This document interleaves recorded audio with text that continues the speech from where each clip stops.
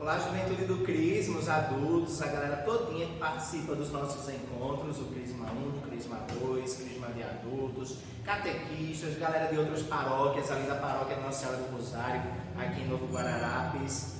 Vamos iniciar o nosso encontro de hoje, cujo tema é as maravilhas do pequeno grão de areia.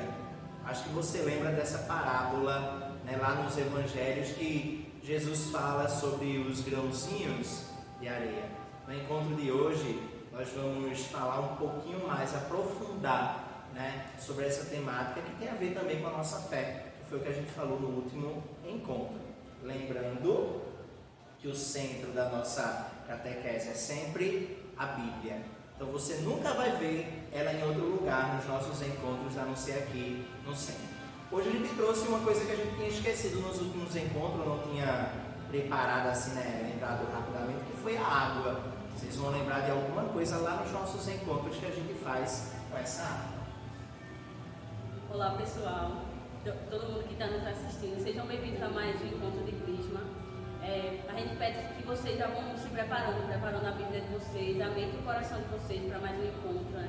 E como o Wilson falou, aqui a gente tem os símbolos, como a gente tem todo domingo nos encontros de Crisma, como a água, né, que está aqui para representar o batismo, a nossa morte para essa vida e o nosso renascimento para a vida nova, a Bíblia, que é a palavra do Senhor, né, que em todos os encontros a gente utiliza a Bíblia para a gente receber, né, aquilo que o Senhor tem a nos dizer, e assim como os livros também, né, que estão aqui presentes e o Cat, enfim.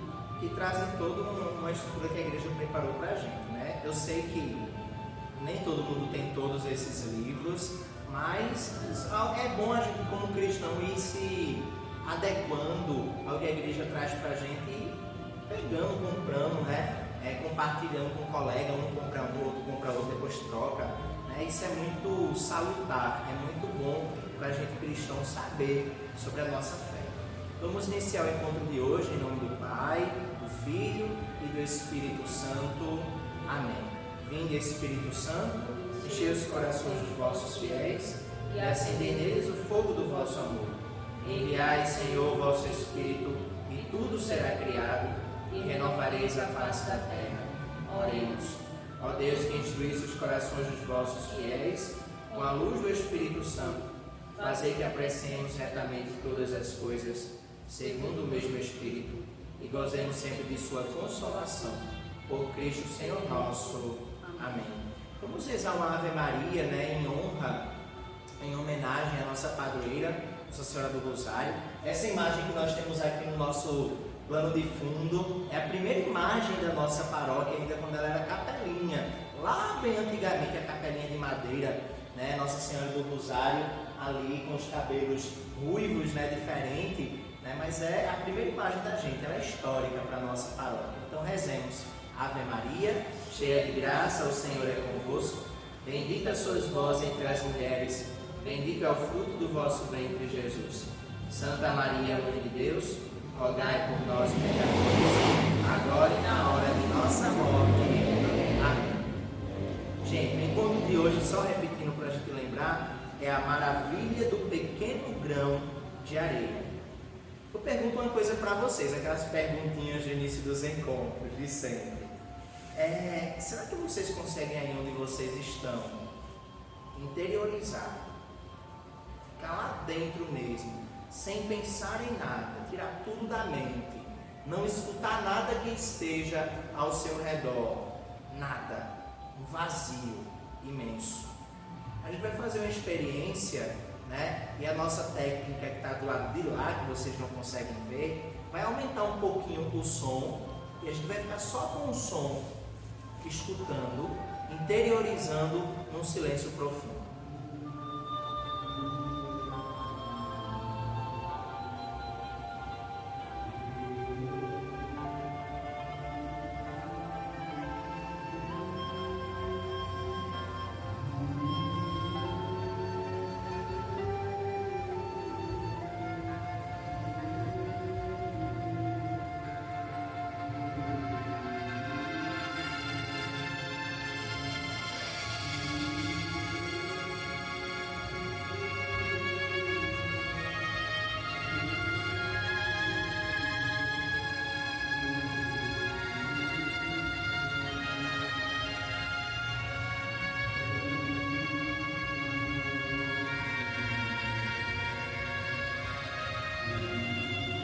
Ei, será que vocês conseguiram ficar sem nada? Sem escutar nada? Sem sentir nada? Sem pensar em nada? Numa total escuridão e vazio? Eu acredito que não, pois o nosso cérebro ele é incapaz de imaginar o nada, de ficar sem pensar nada, até porque o nada ele não existe. Mesmo que exista apenas um lugar escuro e vazio, está existindo algo lá, a escuridão e o vazio, mas o nada mesmo não existe. E mesmo que a gente tente ficar sem pensar em nada, a gente vai estar pensando em não pensar em nada. Pode ser bem confuso assim para entender, mas vocês vão tentando acompanhar aqui e vocês vão conseguindo. Enfim, mesmo assim, se não tivesse nenhum outro objeto aqui em cima dessa mesa, a gente não poderia dizer que não tem nada em cima dessa mesa. Porque mesmo que a gente não possa ver a olho humano, mas existem coisas em cima dessa mesa. Existem átomos, existem os ácaros aqui presentes, o ar que está circulando aqui em cima. Então é impossível para a gente estar presente na existência do nada. Porque mesmo que a gente esteja em um lugar que não existe mais nada ao nosso redor, existe a gente ali presente. Então já está existindo alguma coisa. O filósofo Leibniz, ele diz assim, ele fez uma pergunta e eu queria que vocês pensassem nessa pergunta. Por que existe alguma coisa em vez do nada? Quem fez essa alguma coisa? Como é que ela surgiu? De onde? Né? No encontro de hoje, lá do grãozinho de areia, a gente vai falar um pouquinho sobre esse nada e esse tudo que existe. Quem foi que fez com que tudo existisse? Quem foi a pessoa que disse o sim para o tudo? Esse nada da nossa conversa de hoje, ele não é algo absoluto. Antigamente, no princípio, a palavra vai dizer lá no livro do Gênesis que não existia nada. Mas será que não existia nada? Ou existia alguma coisa? Porque se não existia nada, como é que alguém fez o tudo se não existia nada? É louco mesmo para se pensar. Então não tinha como ser o nada. A gente pode imaginar como pessoa humana que o nada ali era coisas feitas pela ação de alguém, mas alguma coisa já existia. O credo niceno-constantinopolitano, que é o credo maior, vai dizer que já existia Deus, Deus de Deus, luz da luz. Então Deus ele já existia desde o princípio. E a gente reza isso também na nossa fé no credo, Creio em Deus Pai, Criador de todas as coisas, visíveis e invisíveis. Então existia uma pessoa, e essa pessoa não é o nada, é alguém. Exatamente. Quando eles falam aqui que não existia nada, a gente imagina justamente como o Wilson falou, nada que a gente, ser humano, é capaz de ver. Mas existia Deus, Deus Espírito. E assim o Deus foi aquela pessoa a qual ele suscitou, que deu sim para que fosse criada todas as coisas que a gente consegue ver nos dias de hoje. E quando a gente escuta falar sobre a criação do mundo, muitas vezes a gente absorve como algo muito simples, que Deus, no estalar de dedos, ele foi lá e criou o mundo e depois ele descansou. Só que não é bem assim. Vamos imaginar que o mundo é como uma grande tela de arte.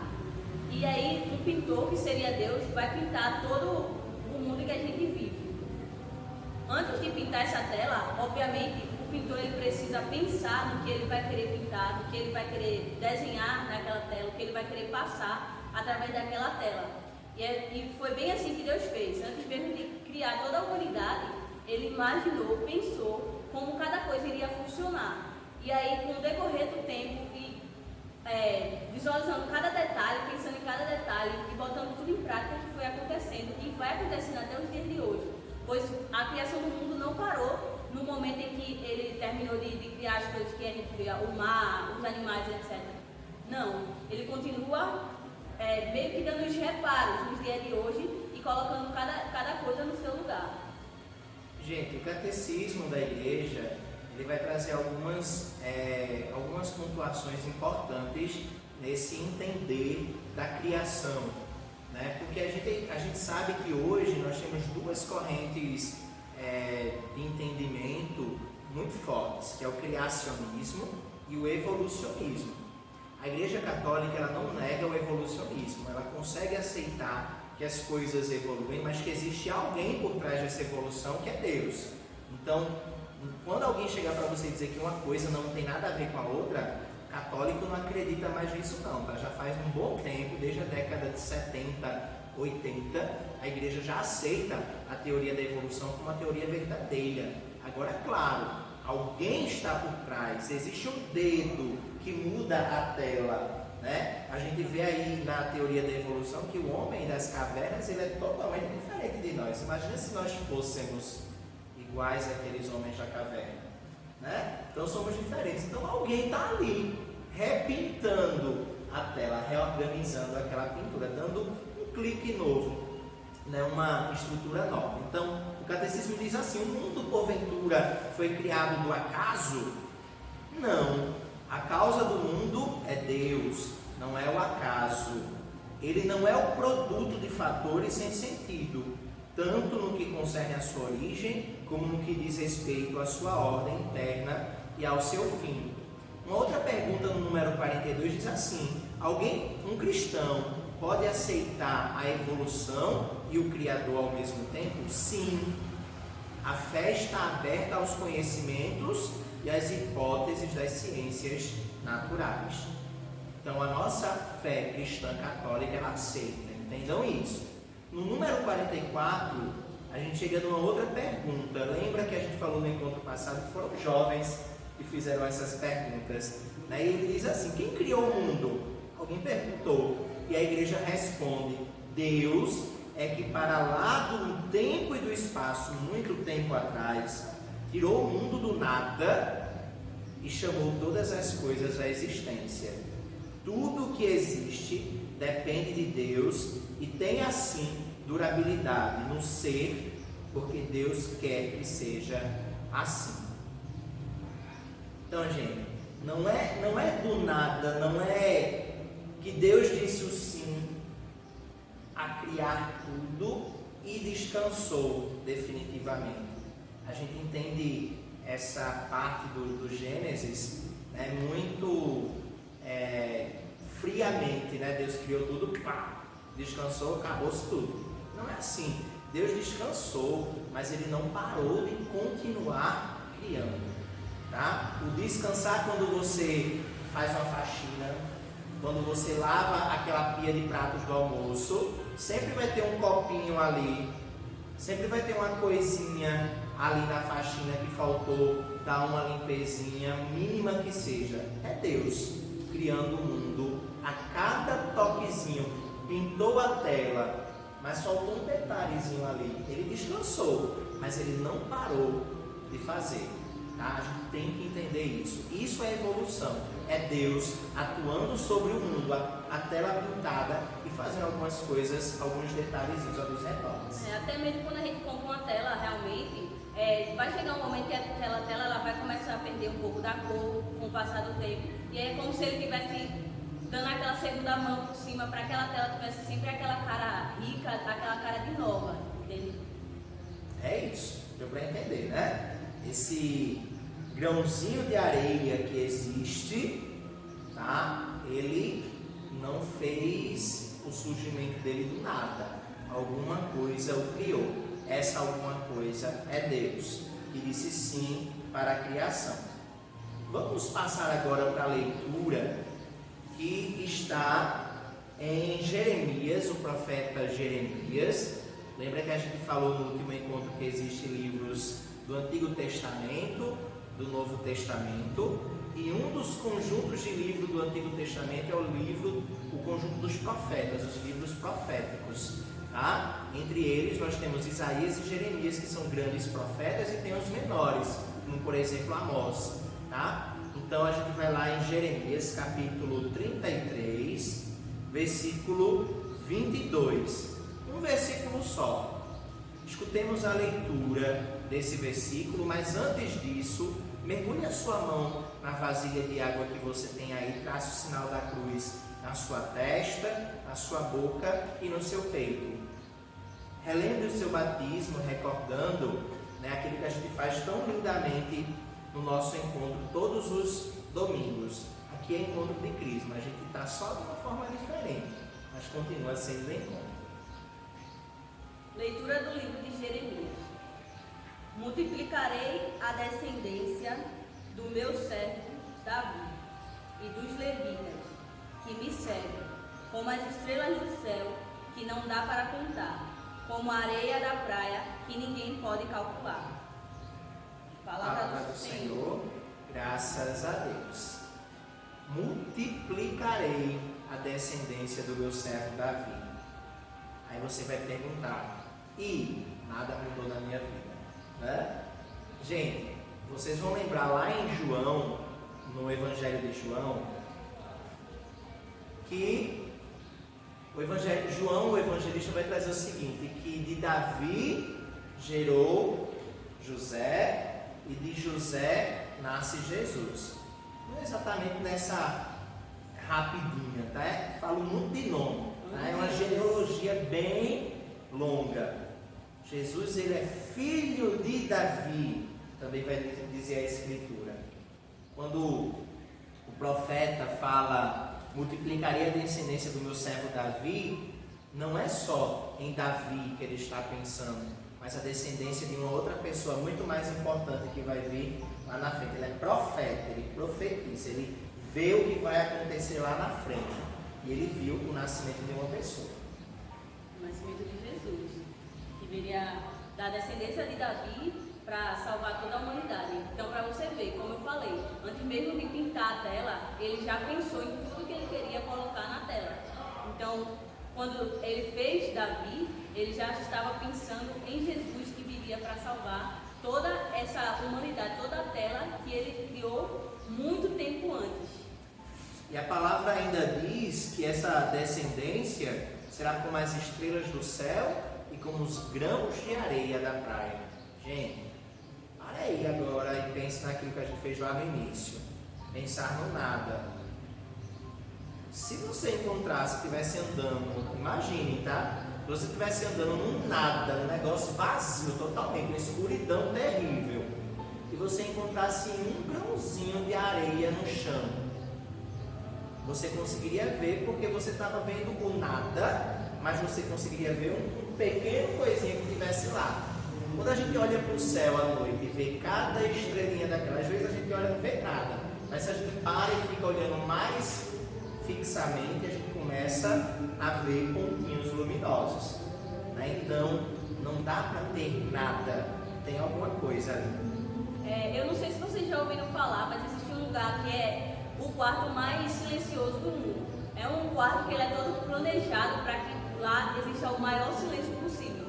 E o ser humano, ele não consegue ficar muito tempo naquele local, porque o nosso cérebro, ele é acostumado a estar sempre pensando coisas, ouvindo coisas, para fazer com que a gente sinta coisas.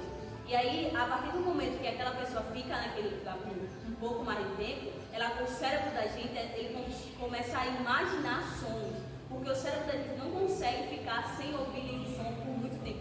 Nenhum som mesmo, nenhum som de um respirar, nenhum som de um passo, nenhum som de qualquer uma coisa. E tanto é que se for colocado uma pessoa e uma formiga naquele local, a pessoa ficar paradinha e a formiga começar a se movimentar, aquela pessoa vai conseguir ouvir os passos daquela formiga, para você entender o nível de silêncio que tem naquele local. E aí o cérebro da gente, para você ver também como ele é grandioso, né? Ele consegue escutar os passos da formiga naquele local, porque ele não vai conseguir ficar sem ouvir exatamente nada. E aí a gente vai trazendo isso para o tema, né? Uma coisinha tão pequena que é o passo de uma formiga, mas num local totalmente silencioso, a gente consegue ouvir. Mesma coisa é sobre esse grão de areia. Se a gente estiver num local que não existe mais nada, apenas um grão de areia, a gente vai conseguir ver aquele grão de areia como algo grandioso. E a gente pode trazer isso até para a nossa fé, como já foi dito, né, no encontro passado, até citado. Que se a nossa fé for do tamanho de um grão de areia, de um grão de mostarda, já vai ser uma fé enorme, porque para nós já é algo muito difícil ter essa fé grandiosa, né? Acreditar em algo que a gente não vê, em algo que a gente só sente. Então, quanto mais a gente vai buscando aumentar essa fé, o nosso grãozinho de areia vai adquirindo outros grãozinhos de areia e assim vai formar aquela grande pilha de areia. Eu vou pedir para vocês fazerem uma experiência, tá? Quando acabar o encontro, não precisa ser agora não, mas que você, nessa semana, você se recolha no local que tem o mínimo de barulho possível, né? Se você não conseguir de dia, espera todo mundo dormir na sua casa e faz essa experiência, porque eu acho que todo mundo aqui já conseguiu fazer. A gente não escuta o relógio girando, aquele coisinha tic, tic, tic, tic, não escuta. Mas você já ficou de noite na sua cozinha ou na sala onde está aquele relógio e do nada você se percebeu escutando cada pontinho daquele passando? Eu acho que faz não tem como a gente entrar nesse quarto que Jaque falou, né? Eu mesmo nem sabia dessa história, mas tem como a gente fazer essa experiência com as batidas do ponteiro do relógio. E o que é que eu quero que vocês façam nessa experiência? Tentem meditar a ação do agir de Deus na sua vida, naqueles minutos que irão passando naquele ponteiro dos segundos que você vai escutar. Gente, o Yucati vai dizer no número 2 que Deus nos criou livres e desinteressado amor. Ele nos criou por livre e desinteressado amor. Deus ele não está interessado no que a gente faz ou não faz como algo tão sério na vida. É livre e desinteressado amor. Deus nos criou nos amando e Ele espera que a gente retribua isso. Ele nos fez do nada e esse nada ali representado pelo barro, né, que era uma matéria inanimada. Como é que um barro vira gente? Então Deus nos criou do nada. Como é que uma coisa viva vem de uma coisa não viva e Deus sopra o sopro do Espírito Santo da vida nas narinas daquele bonequinho de barro que foi chamado de Adão e ali passa a existir um ser vivente, humano. Então pense nesse momento que você estiver escutando as batidas dos ponteiros. Por que Deus te criou? Para que Ele te criou? Será que você está retribuindo o tanto de amor que Ele fez ao criar você? Você está amando as pessoas, amar as pessoas e amar Deus, tá? Um dos mandamentos é amar a Deus sobre todas as coisas e ao próximo como a si mesmo. Então, quando a gente ama o nosso próximo, a gente ama a Deus, tá? Então pense nisso. Deus é o Criador do mundo, como a gente disse, Ele pintou uma tela majestosa, né? Não sei se alguém aí já viu aquela Capela Sistina onde tem o Criador com um dedinho assim tocando no homem, né? Ali é o toque final da tela, vamos dizer assim, quando Deus ele encontra a humanidade e Ele fez isso de várias formas. A primeira forma foi criando Adão e Eva, mas aí houve a ruptura desse amor, né? Deus criou eles com tanto amor, queria que eles amassem de volta, mas eles preferiram desobedecer. Aí Deus tentou restituir. E o mesmo sim que Deus deu ao criar tudo, uma outra pessoa deu ao criar tudo novamente através de Jesus. Quem foi essa pessoa? Que criou tudo novamente? Essa pessoa foi Maria, né? Porque ela foi a forma de trazer o Salvador ao mundo. Então, através do sim dela, assim como o primeiro sim de Deus lá no início, tudo foi recriado novamente. Como já diz a música, né? Eis que faço nova todas as coisas. E essa vida de Jesus, a terra, foi de fato para que se fizesse nova todas as coisas. Para que alguém morresse pela humanidade, pelos pecados da humanidade. Para que a gente pudesse, né, estar nessa presença de Deus e ser perdoado pelos nossos pecados. Foi uma visita de Deus. Deus deu sim no início, algo deu errado, né? A pintura sofreu ali alguma danificação e Ele refez o sim, colocando todo aquele peso, num sentido não de pesado, mas o peso do que era todo aquele plano, para uma pessoa tão simples dizer sim. Era Maria. Ela poderia dizer não. Ela tinha um livre arbítrio, mas Deus sabia que ela ia dizer sim. Por quê? Porque Ele preparou ela para isso. Mas ela poderia no momento dar uma tremedeira vai dizer não. Igual o professor, quando pede a você alguma coisa na sala de aula, você fez a atividade e fica com vergonha de dizer que fez e fica calado. Maria poderia ter se calado, ela foi preparada, ela fez a atividade. Nossa Senhora passou anos dentro de um convento, vamos dizer assim, sendo preparada. Ela sabia os livros da palavra de Deus de cabeça ao final, ela sabia tudo. Ela foi preparada, mas ela poderia travar e dizer não. Só relembrando um pouquinho sobre isso que Ibson falou, da pintura que tem na capela. Capela Sistina. Sim. Outra vez eu estava lendo um pouco sobre isso, e eu não sei se vocês sabem, mas essa pintura ela foi feita a primeira vez, e ela foi refeita a segunda vez. Porque quando essa pintura ela foi feita a primeira vez, e ela é uma pintura grandiosa, né? Quando ela foi feita a primeira vez, o dedo de Deus ele ficou na mesma altura do dedo do homem.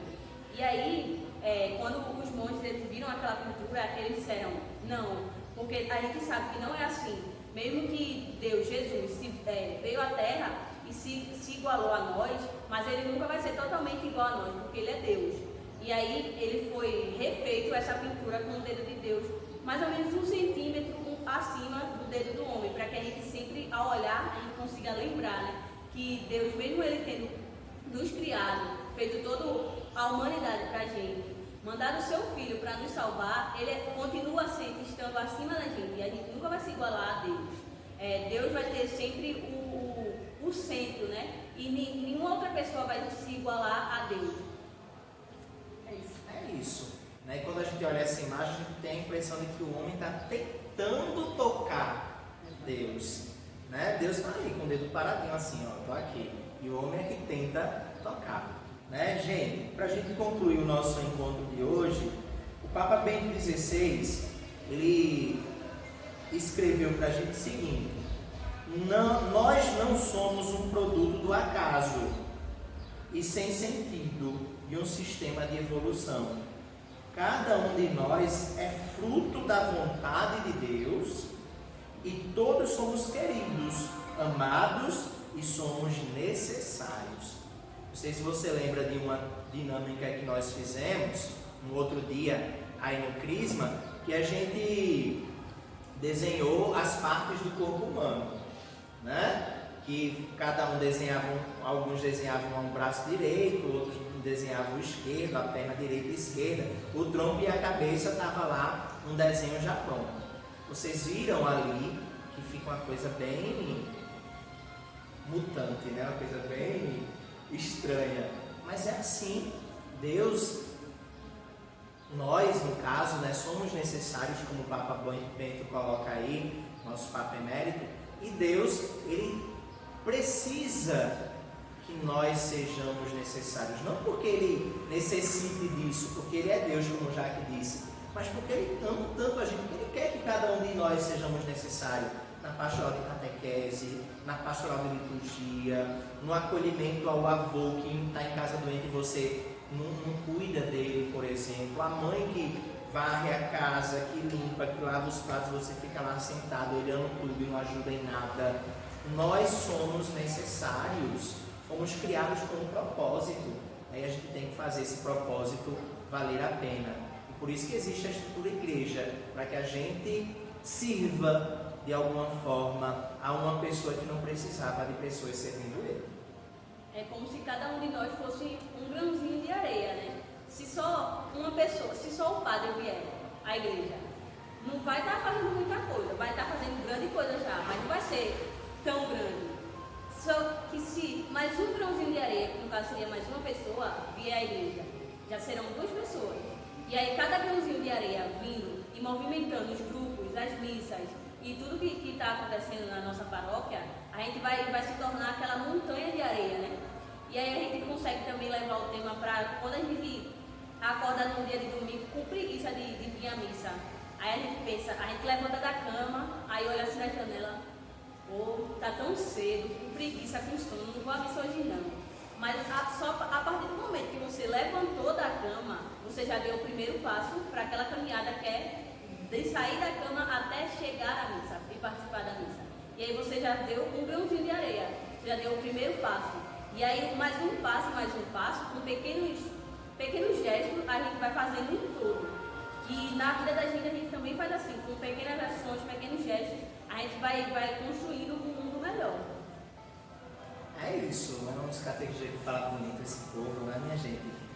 Quem ensinou? Aproveitem, né? Vocês têm ótimos catequistas, vocês têm ótimas pessoas guiando os passos de vocês na fé. Nós temos um ótimo padre que nos ensina tudo aquilo que Deus traz para a gente a cada domingo, a cada quinta-feira, não importa o dia de missa que a gente venha, mas lembrem, a missa do domingo é de preceito, não pode faltar, né?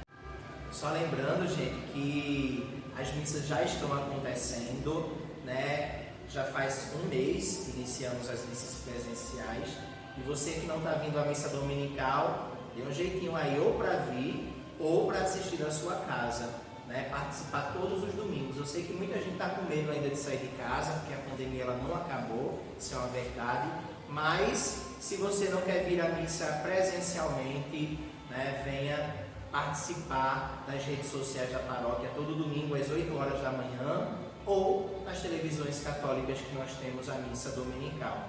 Lembrem que para vir à missa aqui na paróquia, na matriz, vocês precisam vir à igreja de terça a sexta, de 8 ao meio-dia. O horário aumentou um pouquinho para pegar a ficha para participar da missa que é do sábado pela manhã, no sábado pela tarde, tá? Não temos essa missa das 4 mais, porque não estava vindo gente, então só a das 7, no iniciozinho da noite. E no domingo a gente tem missa às 8 da manhã, 11 e 7 da noite. Das 4 da tarde do domingo também foi cancelada porque não estava dando a quantidade de fiéis que é de 50 pessoas. Lembrem de vir de máscara, tá? É obrigatório o uso da sua máscara. A minha está ali no cantinho, né, que a gente tirou só para gravar. Mas quem está do lado de lá, que é Bia, vocês conhecem ela está de máscara, tá? O álcool está ali, o álcool em gel da gente está ali, a máscara de Jaque está ali no cantinho também, então a gente está tomando todos os cuidados. Evitar estar conversando, estar junto, se agarrando o tempo todo na frente da igreja. Não é momento para isso ainda não, tá? Um tempo vai chegar, tudo no tempo de Deus. Do nada Ele faz todas as coisas. Vamos rezar? Eu vou dizer a oração e vocês repetem comigo. Então, se coloquem em intimidade com Deus, em postura de oração nesse momento, e diga comigo essa oração, que é a oração da alegria, tá? A gente tem que se alegrar, as coisas estão voltando ao normal, então aos poucos a gente se alegra em Deus, né? E vai dando continuidade à nossa vida.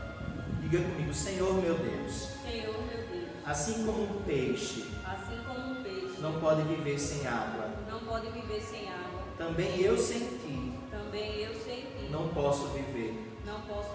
Tu me criaste, tu sustens a minha vida. Hoje eu te dou graças pela vida que continuamente me ofereces. Eu te dou graças para te dizer o quanto amo a vida. Sim, Senhor. Eu rejubilo de alegria por viver. Mesmo quando muitas vezes eu estou só. Quando não avanço e não sei que direção tomar. De alegria rejubilo, especialmente por ser teu filho. Por em mim ter o sopro da vida. O teu Espírito Santo. Tu queres em mim viver. Tu queres em mim habitar. De todo o coração. Eu te dou graças. Por esta honra. Por esta alegria. Amém. Gente, essa oração é uma adaptação de uma oração lá da África, de uma tribo africana. Então rejubilemos de alegria. Hoje é domingo, dia do Senhor. Alegremos-nos e nele exultemos, porque o Espírito de Deus está dentro de nós. Como Jaque disse: eis que faço novas todas as coisas. Em nome do Pai, do Filho e do Espírito Santo. Amém. Um bom domingo.